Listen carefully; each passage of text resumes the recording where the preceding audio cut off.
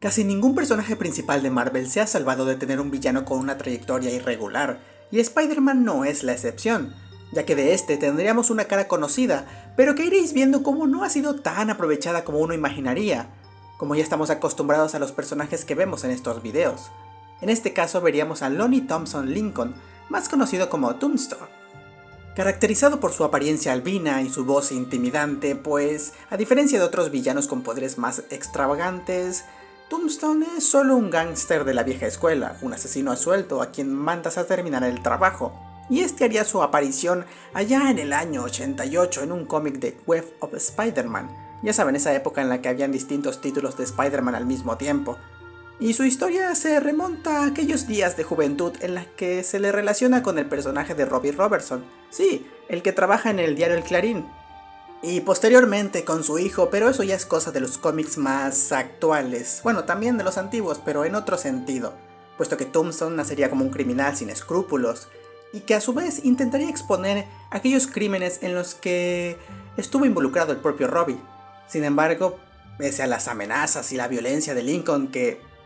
este no es precisamente un humano normal, aparte de su apariencia consta de una gran fuerza, pues este le impondría cierta autoridad a Robbie hasta que este finalmente busca testificar contra él, y aquí tenemos a Spider-Man de por medio. Una historia un tanto clásica y que ya iréis viendo que se repetiría en su primera adaptación allá en los años 90. Y con lo reciente que es el personaje, apenas en los años 90 ya tendríamos una aparición de este en el episodio Tombstone, donde se retomaría esta historia que lo relaciona con Robbie y en este caso con su hijo, al descubrir que Randy Robertson está en una banda la cual está liderada por Tombstone. Y guarden este dato para una de sus futuras encarnaciones donde el crimen callejero pues sería parte de su esencia. Y antes de entrar en lo que todo mundo estaba esperando, quiero resaltar la evolución que ha tenido Tombstone desde su aparición en los cómics, como parte de un grupo criminal, siendo simplemente alguien que sigue órdenes, de allí a formar parte de una banda que recluta jóvenes, que por desgracia no es un problema que se haya quedado en su época, puesto que lo abordaremos en su más reciente adaptación. De todo esto pasamos a verlo como un jefe criminal en la serie de Spectacular Spider-Man. En esta adaptación, Tombstone no es solo otro matón más, se convierte en el Big Man, el capo del crimen organizado en Nueva York. Y lo curioso es que este papel le iba a pertenecer a Kingpin, pero por cosas raras de derechos que se marca Sony a veces y que hasta el día de hoy desconocemos cómo funcionan exactamente, pues los creadores no podían usarlo en la serie. Así que optaron por reimaginar a Tombstone como ese jefe criminal supremo, y le salió de maravilla, mostrando el potencial que tiene el personaje.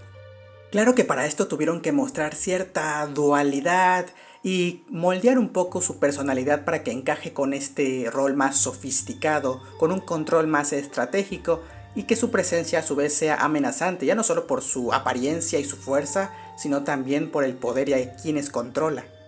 Y es por eso que resulta irónico cómo su aparición más recordada es a su vez la que está un poquito bastante más alejada del material de origen, e incluso de su adaptación anterior. Pero hey,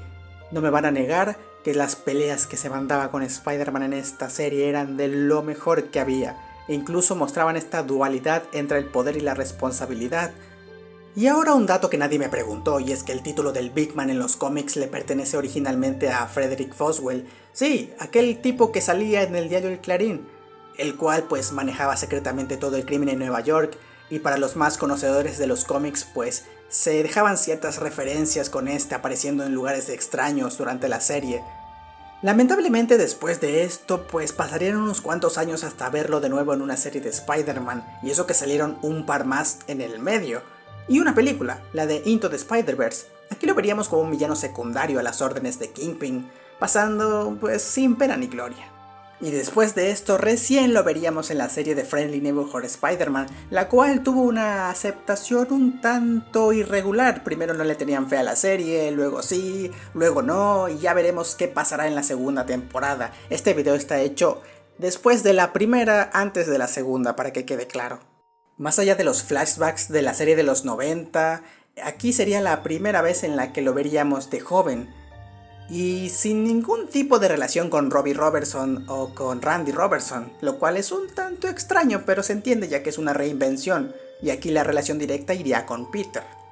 Y aún con la estética un tanto retro y al mismo tiempo moderna que tiene la serie, esta busca la forma de rescatar la esencia del personaje y mostrándolo cómo se mueve en el bajo mundo. Y aunque su rol es breve, puedes ver esa evolución criminal, la cual aún falta un poco por desarrollar en la segunda temporada, pero las bases del villano ya están allí, y su conflicto y relación directa con Peter están más que planteadas.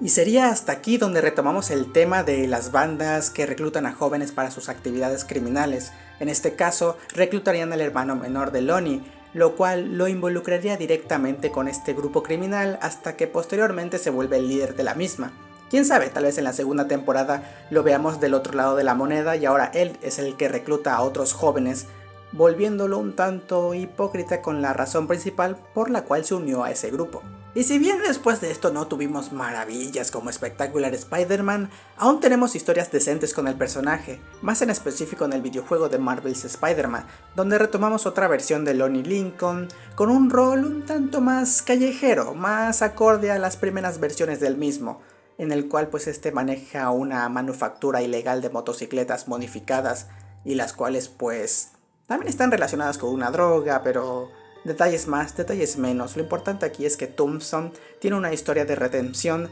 que muy pocas veces se ve en historias de Spider-Man, más que nada porque no da pie a explorar mucha cosa en las adaptaciones. Y si alguien se pregunta qué es de Tombstone en los cómics, pues tampoco es que haya pasado la gran cosa. Tuvo una hija, esta hija está relacionada con el hijo de Randy Robertson, y quién diría que estos se casarían y bla bla bla. Es una etapa un tanto oscura de Spider-Man, no tanto por Tombstone y su historia, sino por lo que le están haciendo al pobre en la línea de Amazing, pero eso ya es problema para la gente de los cómics. Para nosotros que nos concentramos en las adaptaciones, pues por desgracia tampoco tenemos buenas noticias, ya que la película de Spider-Man 4 está en un limbo un tanto extraño, y aun si retoman una trama callejera, es bastante probable que usen antes al señor negativo que a Tombstone. Pero bueno, siempre resulta interesante como en un mundo plagado de amenazas alienígenas, mutantes y tecnología imposible, Tombstone representa a esos personajes que son una amenaza más terrenal, más callejera para ciertas etapas del personaje de Spider-Man, ya que su historia no es la de alguien que se abrió el camino a base de simples planes malévolos como puede ser Norman Osborn, o tampoco se le destaca por una fuerza imparable como a Venom, pero es alguien que siempre está allí y que siempre estará relacionado con el crimen organizado, el cual, por fortuna o desgracia para las historias, pues es imposible de desmontar. ¿Y qué hay de ti? ¿Qué esperas del personaje en la segunda temporada de Spider-Man? ¿Y crees que lleguemos a verlo en el cine? Yo la verdad lo dudo por todo el tema de que ya está en la serie animada y los derechos de Spider-Man actualmente son una cosa bastante loca y con líneas muy pequeñas que impiden explotar al personaje como se merece. Pues bueno, se vale soñar. Yo soy Nothinger y nos vemos en la próxima, pues si es que hay próxima.